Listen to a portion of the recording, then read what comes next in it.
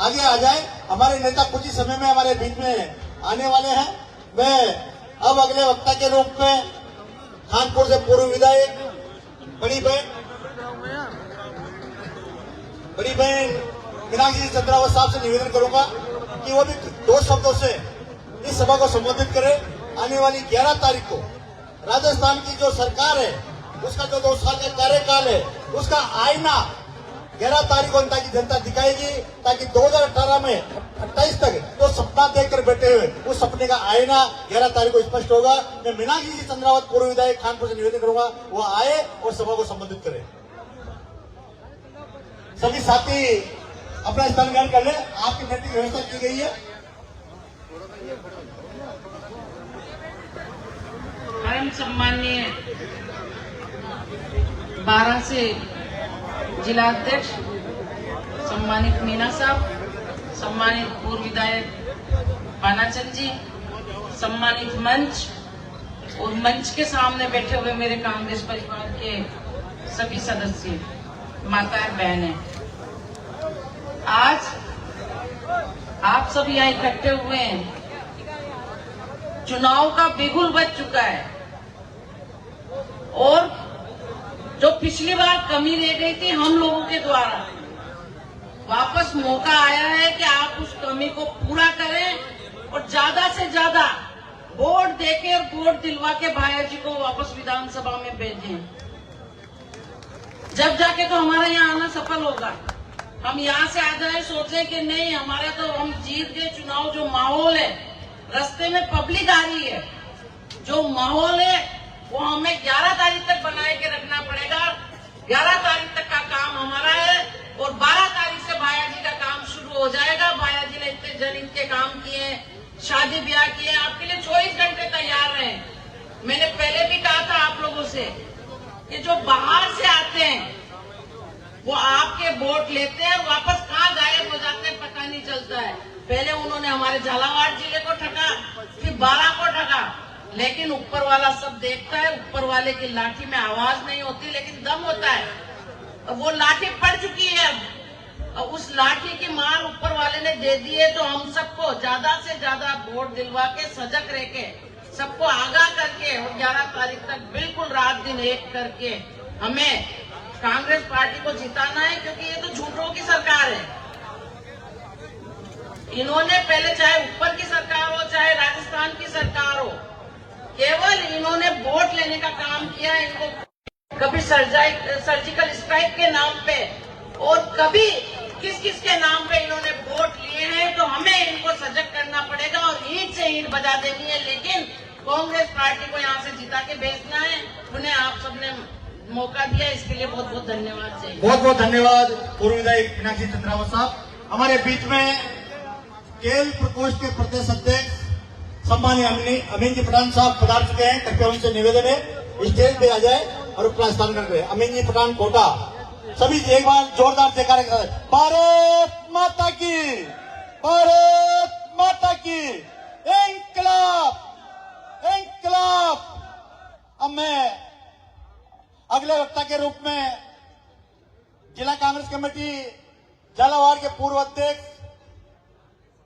आदरणीय रघुराज सिंह जी हाड़ा साहब से निवेदन करूंगा वो आए और सभा को संबोधित कराए। रघुराज सिंह जी हाड़ा साहब, पूर्व अध्यक्ष झालावाड़। पत्रकार बंधुओं से निवेदन है उनके बैठने की व्यवस्था आगे है। कृपया जहाँ कहीं भी हो आगे आकर अपना स्थान ग्रहण कर ले। सभी पत्रकार बंधुओं से निवेदन है। सम्मानित 12 जिला कांग्रेस कमेटी के अध्यक्ष आदरणीय रामचरण जी मीना साहब, पूर्व विधायक आदरणीय पानाचंद जी मेघवाल साहब, पूर्व विधायिका आदरणीय निर्मला जी, पूर्व विधायक आदरणीय करण सिंह जी, आदरणीय हमारे प्रत्याशी रामलाल जी, उपस्थित सभी भाइयों और बहनों, आज ये नौबत यहाँ पर आपको और हमें आने की क्यों, इस पर अब 1-2 मिनट का समय तो विचार करेंगे। श्री कंवरलाल जी को इस क्षेत्र की जनता ने तो 5 साल के लिए चुना, लेकिन ये उनके कर्म थे और ये ईश्वर की मर्जी थी। जब मेरा के एसडीएम के ऊपर पिस्तौल तानी हमला किया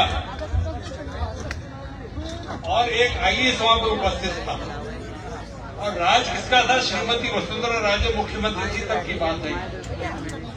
तो उस वक्त में 4 रोज तक एक एसडीएम के कहने के बावजूद, एक आईएएस ऑफिसर के कहने के बावजूद एफआईआर तक लॉन्च नहीं। उस मुकदमे के अंदर इनको सजा हुई 3 साल की और इनको जो है जेल जाना पड़ा। अब इसके बाद एक परिस्थिति और देखी, पूर्व मुख्यमंत्री श्रीमती राजे जो है वो चाहती थी कि इनकी सजा माफ हो जाए और ये विधायक बने रह जाए। तो जब ये जो घटनाक्रम हुआ था गिरिरा के अंदर, तब तो भाया जी निर्दलीय विधायक थे, उन्होंने तो मुकदमा दर्ज नहीं कराया था। और आज भी ये भजनलाल शर्मा को चाहिए था जो फैसला लेना था कि इनकी सजा कम करनी है या इनकी सजा माफ करनी है, तो उसके ऊपर तो क्या भजनलाल जी हमारे माननीय भाया जी के कहने से चल रहे हैं? तो इस पर आप विचार करिए। साथियों, मैं एक बात आपसे निवेदन करना चाहता हूं, हम क्यों आए यहाँ पर? ये भाया जी ने हमारे क्षेत्र में, चाहे वो 12 हो चाहे वो झालावाड़ हो, इतने काम करवाए हैं, इतनी जन सेवा की है कि हमारा दिल कह रहा है, आप लोगों का दिल कह रहा है कि भाया जी को एक बार वापस विधानसभा में भेजेंगे। इस क्षेत्र का जोरदार प्रतिनिधित्व होगा। आप सब लोगों ने मुझे बोलने का मौका दिया, बहुत बहुत धन्यवाद। बहुत बहुत धन्यवाद अध्यक्ष जी सम्मान्य रघुराज सिंह जाड़ा साहब। अब मैं अगले वक्ता के रूप में आमंत्रित करता हूं सम्मान्य बड़े भाई रिजवान भाई, वो आए। रिजवान भाई बांदरा कृपया आए, सभा को संबोधित करें।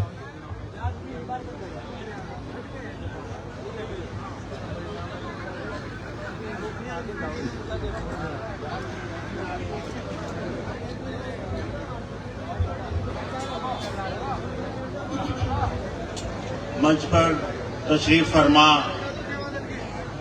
तमाम हमारे मौजूद मेहमानान, मेरे सामने बैठे हुए मेरे बुजुर्गों, दोस्तों, माँ और बहनों,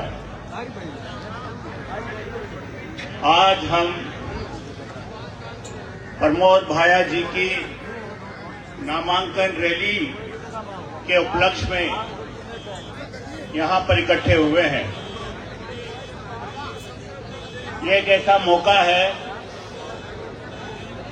जिसमें लोगों को ये एहसास कराना है कि पिछले 2 साल में जिस तरीके से बीजेपी सरकार ने इस प्रदेश में अंधकारमय शासन चलाया है, जिस तरीके से लोगों के अंदर भ्रष्टाचार रच बस गया है, रोजाना किसी न किसी तरीके का एक घटना इस प्रदेश के अंदर होती है। साथ ही मैं